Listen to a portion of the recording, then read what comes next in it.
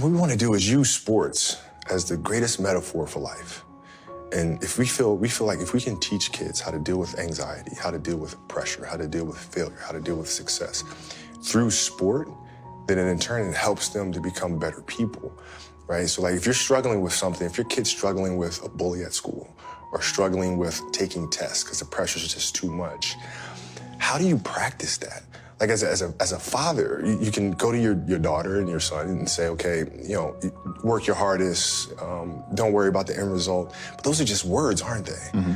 Right? They have to physically put themselves, emotionally put themselves in that same situation over and over to really be able to understand how to deal with it. And what we're saying is that sports does that for you. So now through sport, when you practice every day and you're playing these games and you have these emotional challenges, you get used to figuring out how to navigate yourself through, which in turn helps you to become a better test taker and vice versa. I think the goal is always to win championships. No matter where you go, that's the goal. And that's his goal, that's Rob's goal, that's Magic's goal, that's Jeannie's goal, Rondo, all the guys, Kuzma, Lonzo, they all want to win championships, man. So that's what they're gunning for. Well, you don't need to win a champion. Well, you're asking me, you have to win championships. This is why we play. This is why we're here, is to win championships. And, he wouldn't have came here if he didn't expect to win championships.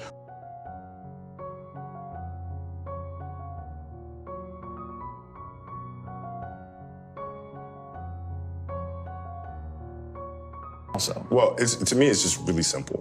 Wherever you play, the object is to win championships. That's it. End of story. End of story.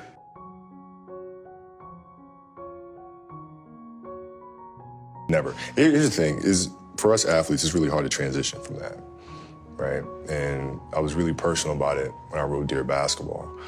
But that is the true challenge of finding what comes next and finding something that you love to do every bit as much as you love your first passion. That is a challenge for us. And I think, unfortunately for us athletes, we've been pigeonholed into thinking that we can only be one thing. And so when I retired, everybody is saying, okay, he's too competitive. He's not going to know what to do with himself. He's going to have to come back. I took that as a personal challenge of them thinking I'm this one-dimensional person, that all I know is how to dribble a ball, shoot the ball, and play basketball and compete at that level. And so I took that as a personal challenge. I will never come back to the game, ever. I'm here to show people that we can do much more than that. And creating this business, winning an Oscar, winning the Emmy and the Annie, those are things that are showing other athletes that come after, no, there's more to this thing, right? So I would never, it's not even a,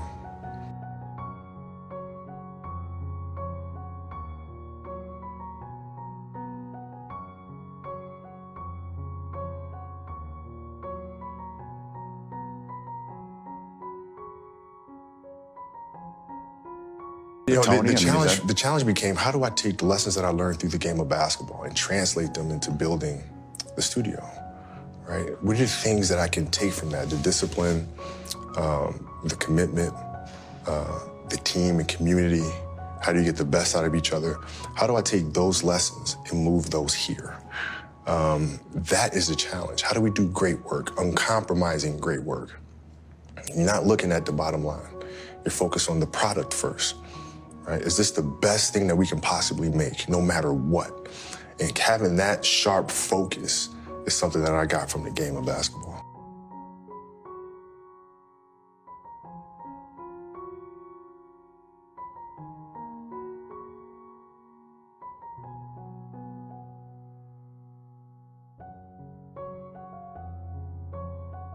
I'll sit and I'll think and I'll create. I write them all out.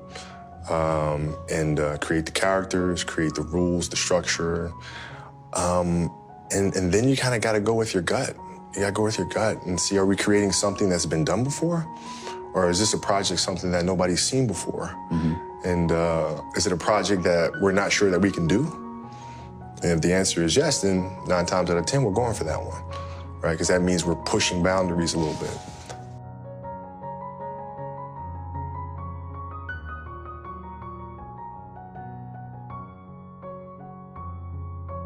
I love creating. I love directing, I love producing. I don't love acting. I don't love being in front of the camera.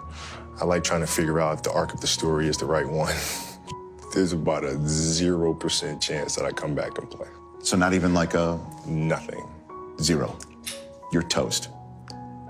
you're finished. Done. As a player. That's it. Did last year at any point with you going through your first season not playing basketball? Never. Not once did you think about it?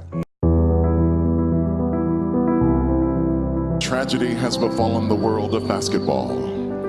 Earlier today, at the age of 41, Kobe Bryant was killed in a helicopter crash. The NBA and the game of basketball will mourn this loss together. Please join us in a moment of silence for Kobe Bryant. Rest in peace, Mamba.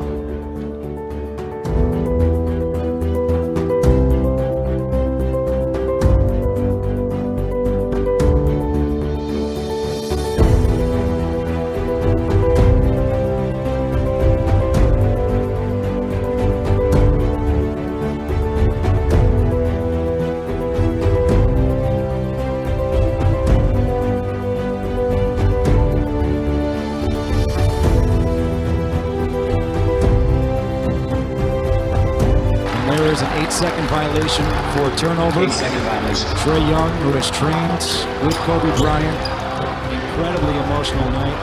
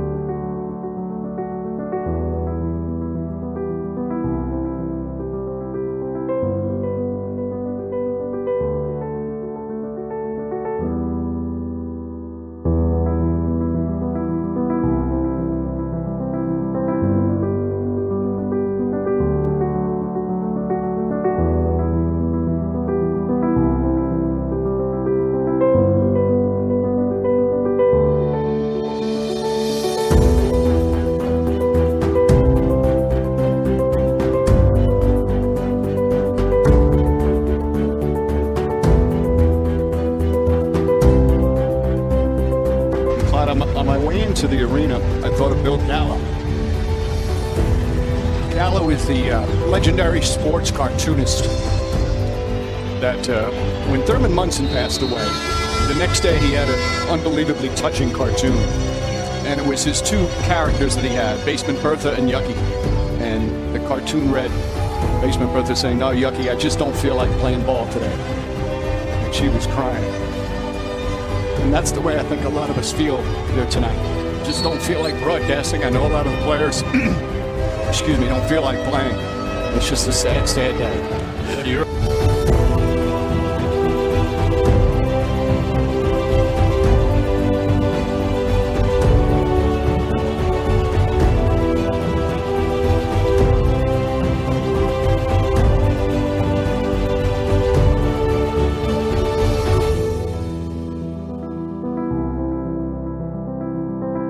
I haven't. Listen,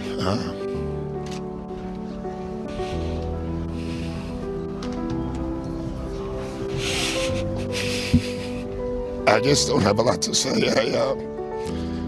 The news is just devastating to everybody who knew him, known him a long time. Sorry, I don't have a lot to say. I just can't. I have to go talk to a team before a game and tell them to play a game. Everybody's pretty emotional about the tragedy with Kobe, and all of us know what a great player he was, but he went beyond great playing. He was a competitor that goes unmatched. That's what made him, as a player, so attractive to everybody. That focus, that competitiveness, that will to win. And even more importantly than that, we all feel a deep sense of loss for what he meant to all of us in so many ways, and so many millions of people loved him for so many different reasons. It's just a tragic thing. There are no words that can describe how everybody feels. Very difficult for me to put in words how I feel about the loss of Kobe Bryant. As a young boy, I met him when he was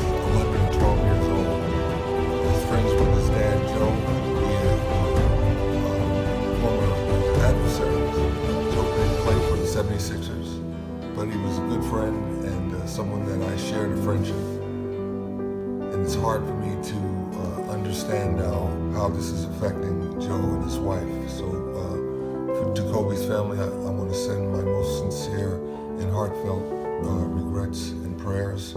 I had the privilege of being there when he scored his 81-point game, and it was something that I will always remember as one of the highlights of the things that I have learned and observed in sports. Kobe, my thoughts are with you. Absolutely. Rest in peace, young man. This loss it's just hard to comprehend. Go with God. Ultimate competitor, great for the game, loved the game. My first memory of Kobe was his dad recruited my best friend in high school.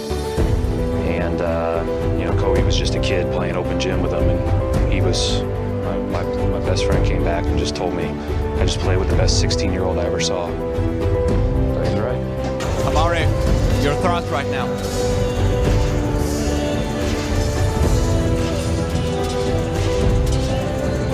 I don't know what to say, man.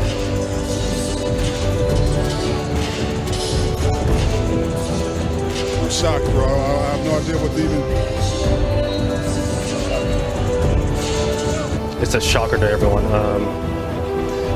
Unbelievably sad, and one of the more tragic days that I think, well, for me, the reality is kind of sitting in because I was just told Carlo about 5 minutes ago. Anytime he was in the game, he'd take it on their best player and just shut him down for all 48 minutes, and then when he ruptured his Achilles and went to the foul line and made his shots. I mean, that's tough.